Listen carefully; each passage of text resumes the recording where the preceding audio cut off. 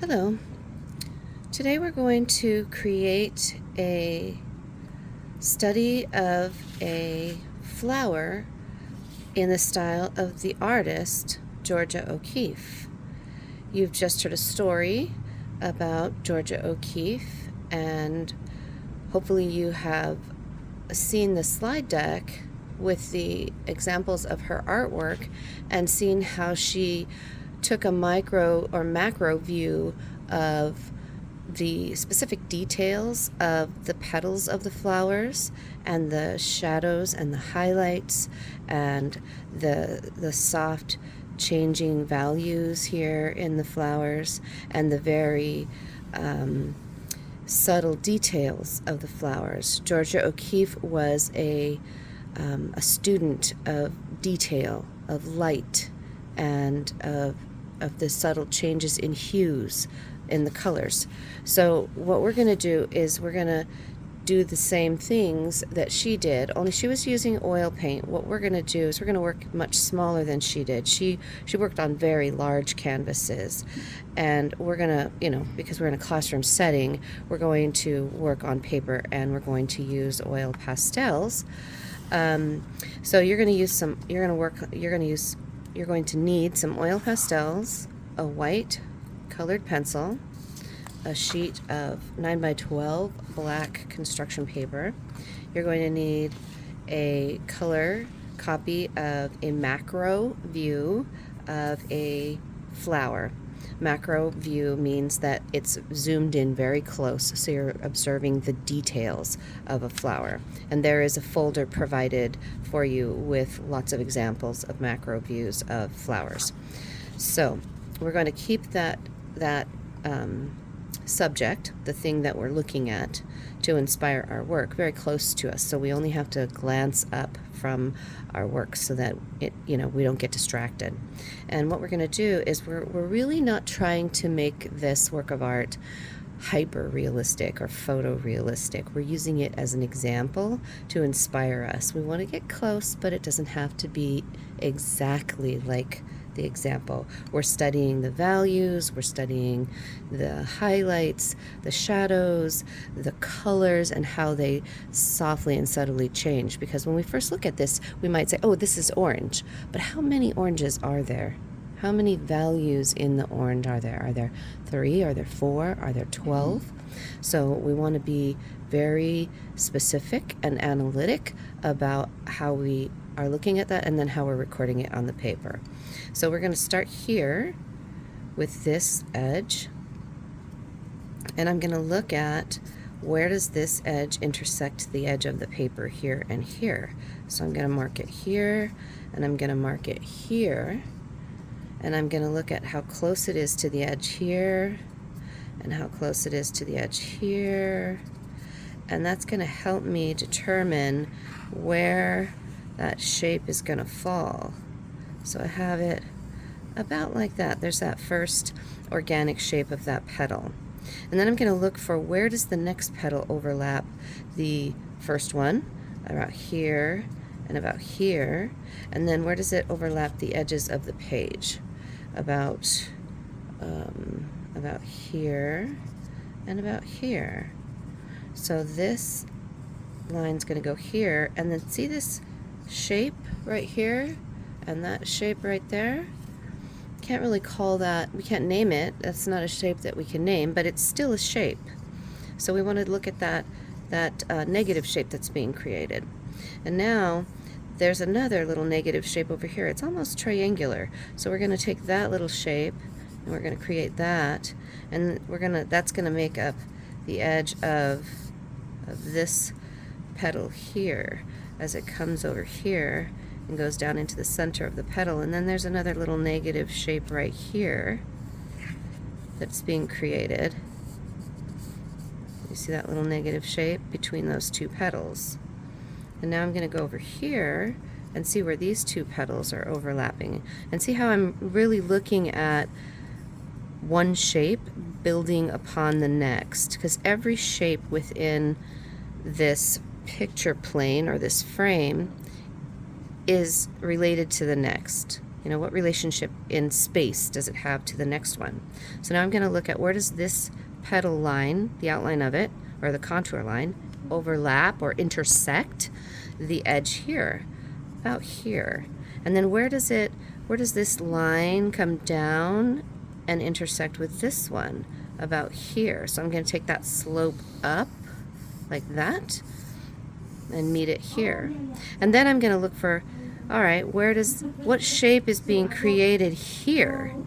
So this is where it intersects the outside edge, and then it touches here, and then it creates that negative space there and goes like that.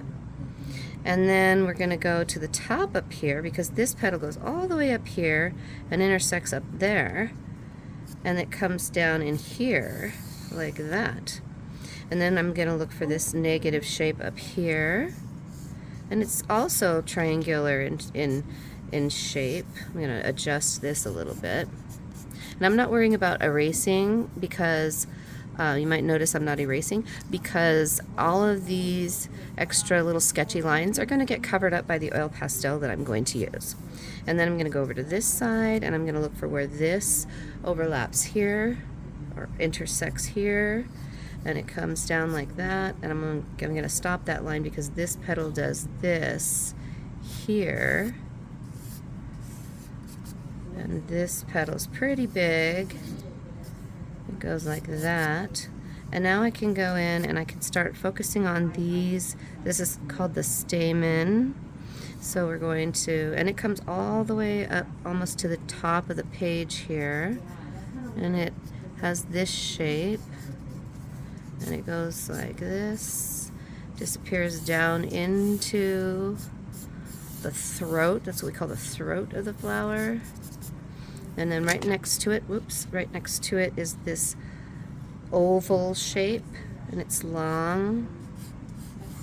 It goes like that, and then it's hard to see because the values of the yellow-orange are so close, but it's got like a stem on it that goes like this and ends down here in the flower. And then there's another one here that goes in this direction. Oops, that's a little too big. And then this goes down here.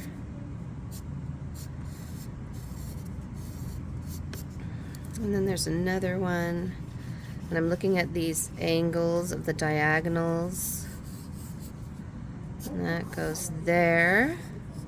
And then there's another one that goes here, and then there's another one over here that goes like this. And there's a weird, like half of one right here. And now that I've got this all blocked in, I'm ready to start with the color. So what I'm going to do with this is I'm going to work with several different values. I need to make sure that I'm going to select the colors that I'm going to work with, and I want to arrange them in like a value scale. So depending on what flower you're working with, because you'll all have different flowers, you'll have to select different colors. And you might think, oh, there's no red in here, but there's some red right here, and I'm gonna mix it with the orange to make a red orange, and I'll show you how to do that. And you might say, oh, there's no pink in there, but there's some pink in there, and I'm gonna mix it with these two colors, the yellow and the peach, so that I will get two other colors in between.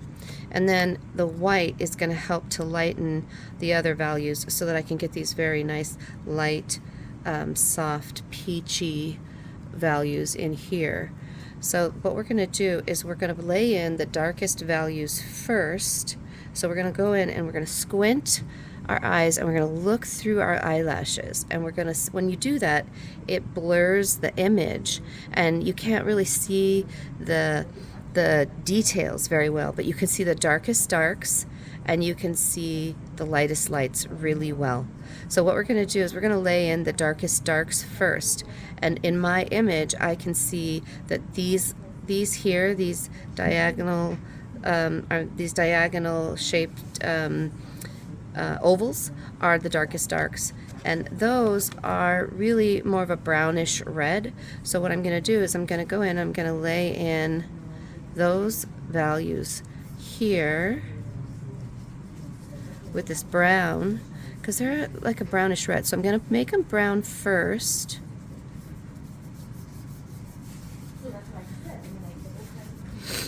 So I'm going to put these in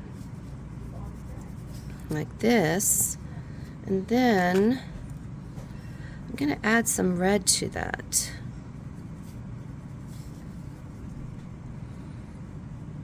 Like this. And you don't have to press very hard with oil pastel because they're soft. They're very, very soft. And you can see how quickly I'm working here. And what I'm going to do is I'm going to take my finger and I'm going to blend that red into the brown. Just a little bit.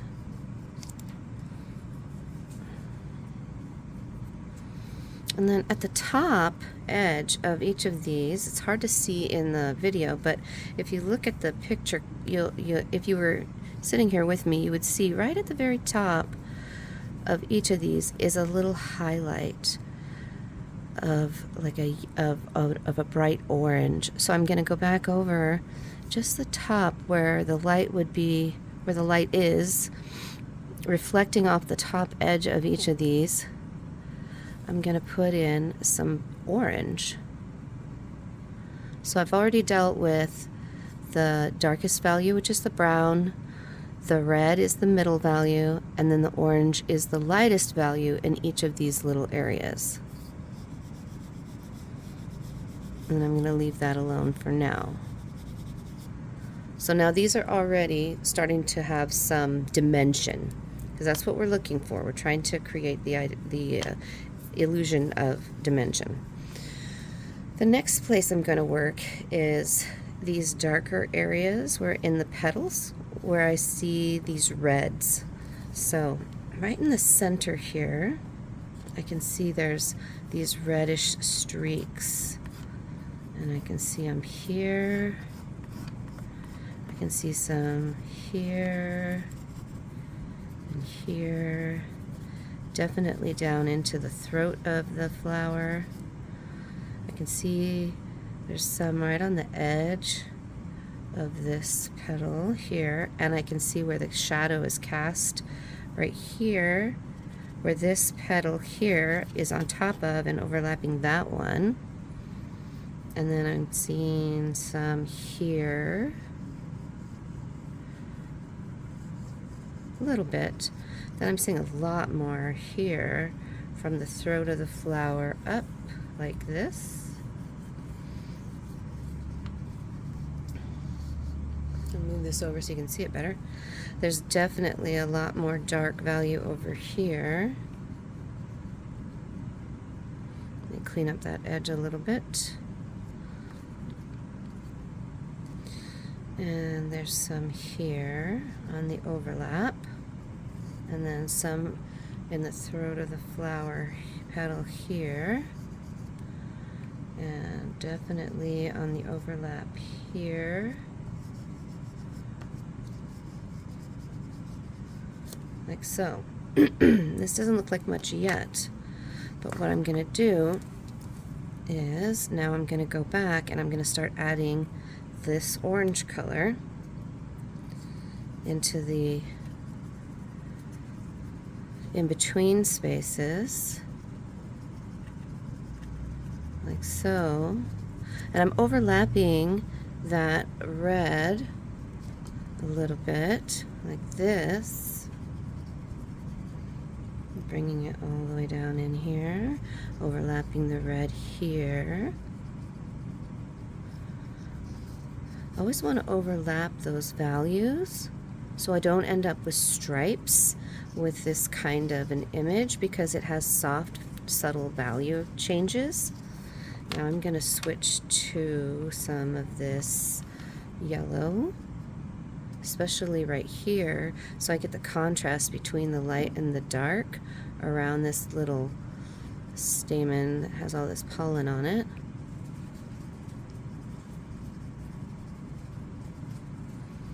Now I'm going to go back, and I'm constantly looking back and forth, back and forth, back and forth, so that I'm making sure that I'm aware of the details that I'm trying to record, because what I'm doing here is I'm drawing from observation.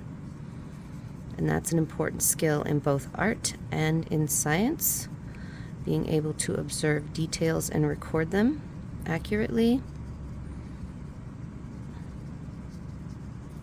Now see, when I overlap my mark making, there's no need for me to go in with my finger and smooth it out. I can blend with the tool that I'm using. It makes it easier, less messy, more efficient. So the other thing I'm going to do is I'm going to come in with this peach color, because there's some peach going on in here. There's some lighter values that look like there's white in there. So what I don't want to put straight up white, because I think that's a little bit too light, especially for down deep down in here in the flower. So I'm going to use the peach instead of straight white.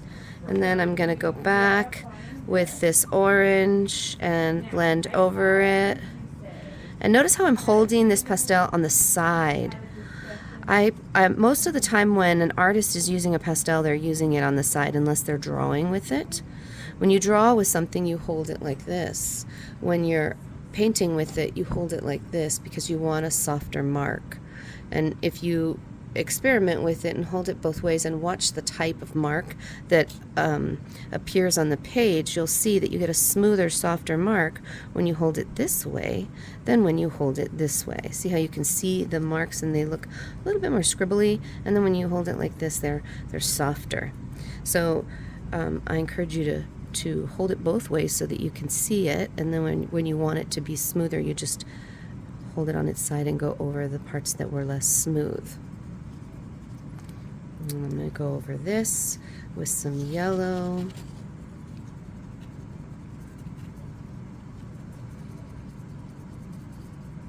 Like so.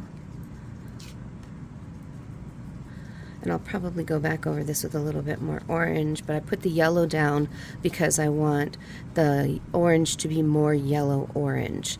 So anytime you want to blend your colors with pastels, you put the lighter color down first, and then you add the darker value on top like this, and then the lighter color again, and it blends. So that's how you get that variety of hues and values. So see how now I have a petal here that has a large range of hues, that means colors, and values in one petal. So this is all just one half of a petal, really. So I'm going to pause the video and work here, and you guys can work, and I'll come back.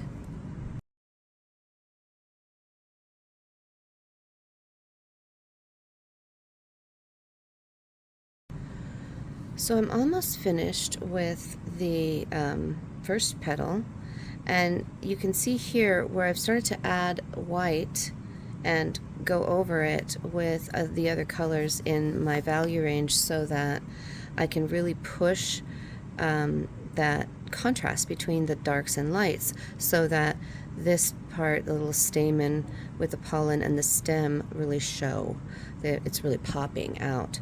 What I need to do is I need to strategically use white in the lighter values to do the same thing with the flower petal, because you see how this starts to glow, or feels like it glows. I want to get that glowing effect up here in this part of the petal. So what I'm going to do is I'm going to take this white, and I'm going to add some of the white here and here. I'm going to pull it up into this portion of the petal here, because petals of flowers have this interesting quality where they appear to be opaque, that means they're not see-through, in some light, and then semi-transparent in bright light. So they seem to glow in the sunlight if you're looking at them, if you're observing them real close. So they emit this quality of this glowing energy that when you're painting them, because you're painting them or you're drawing them and you're observing them so closely, you can see that. So as an artist, you really want to be aware of it, and you want to be able to capture that glowing quality. So you need to be able to use both yellows and whites strategically to be able to get that. Now at this point I've got, see, these little crummies are occurring. The paper has accepted as much of the pastel as it's going to without me manipulating it further, so I'm gonna have to use my finger here to rub this in just a little bit so that it doesn't pill up or crumb up on the surface. So I'm gonna use my finger and rub it in. You can also use a tissue or a cotton swab. I like to use my finger because I always have one. So I'm starting to get that glowing quality here. I also want to get a little bit more of that glowing quality here, like I see in here and like I see along the edge of the flower petal here. So I'm going to put some white here and go back over that with yellow. It's starting to turn pink on me, but that's okay. I'm going to put some here, and a little bit here. And maybe I'm not going to put another color over it. Maybe I'm just going to use the color that's under it. And I'm going to gently rub it, blend it, like so. And then right along this edge right here, I see there's some yellow. So I'm going to put some yellow here.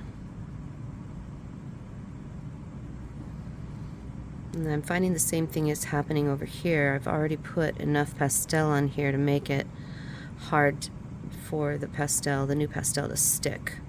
So I'm going to have to press a little harder and then use my finger to blend it or rub it into the surface. If it peels up on you, that's okay. You just have to work with it a little bit more. If we had pastel paper to work with, we wouldn't have this problem, because pastel paper is built for pastels, so it accepts a lot of paper. I mean, a lot of pastel. I'll put some more of this yellow over here, a little bit of yellow here.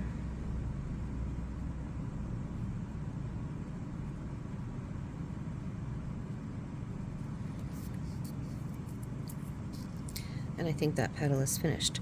So I'm going to go ahead and pause the video and work on some more petals and check in with you in a little bit.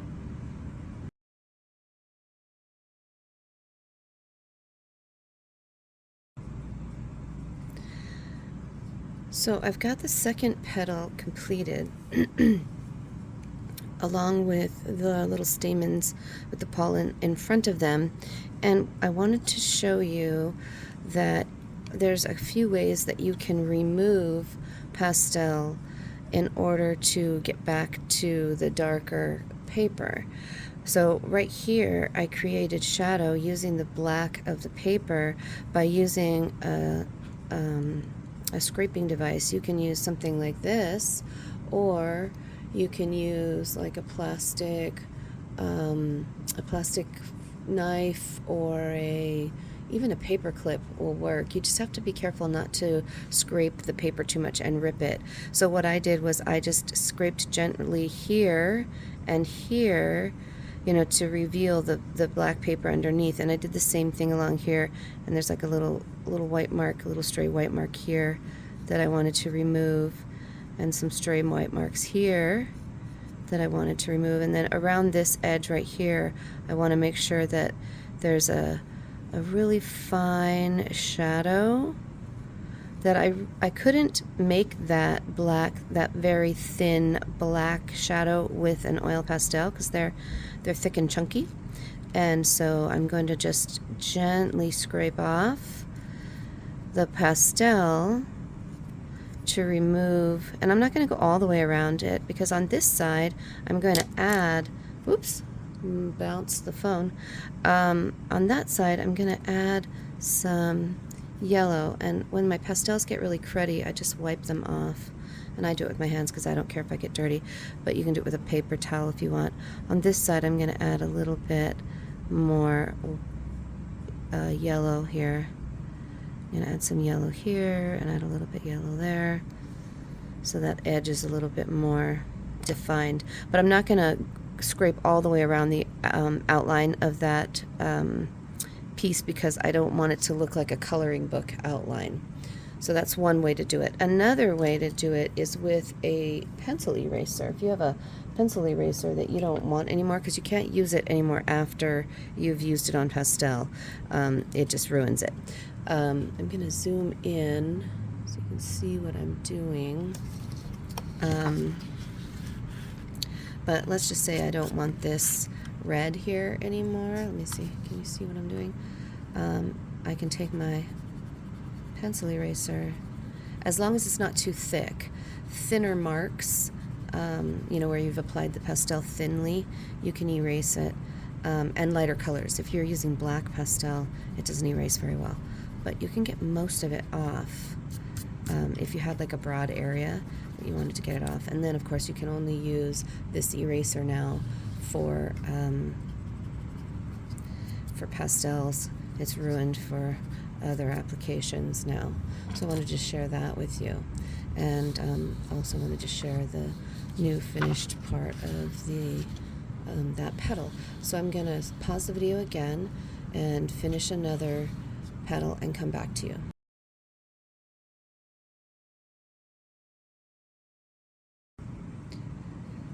Okay, so I'm back with a completed flower, and the only thing I think I need to do now is handle my background areas. So I can do two things. I can use my eraser to erase out any smudges that I have in those areas. So I'm going to zoom in so that you can see that. So if you have very small background areas and you have some smudges and maybe some imperfections in there, you can go back in and you can clean those up with an eraser and get that background area nice and clean. Or you can go back in with a green, a dark green and a light green pastel. So I'm gonna choose the second option there, just because I like more color, and green is the complement to red. So I'm going to, and this is orange, so I'm going to use, let's see, this is black. I don't have any dark blue, so I'm going to go with some blue and some green in my background areas here. And my goal is not to completely cover up the black. What I'm going to do is I'm just going to put in along the edges where I see some red, I'm going to put in some green, but I'm not going to put too much, just enough to imply that there's some greenery back there, and maybe it's like blurry in the background. And then along the edges where I see more orange, I'm going to put in some blue. I'm just going to let it overlap the green a little bit. And down here, there's more yellow. And if I had a dark purple, I would use a dark purple, but I don't. So I'm just going to let it be black down here. I don't want my background to be too bright, because in art, dark areas push back in space and light areas pop forward towards the viewer. I want this background to push away, to be darker and push back. I don't want it to come forward. So I don't want it to be too bright. So I'm going to do the same thing over here. I've got mostly oranges over here, so I'm just going to put a little bit of blue in here, not too much, just so that I've addressed the area and it doesn't look like I forgot that. I've got some red here, so I'm going to put a little bit of green in here, and then I've got orange over here, so I'm going to put just a little bit of blue, not too much, and then I've got red on this side. So I'm going to put oops, I've got some white mark here with my my original white pencil, so I'm going to erase that because I don't want it in there. There we go.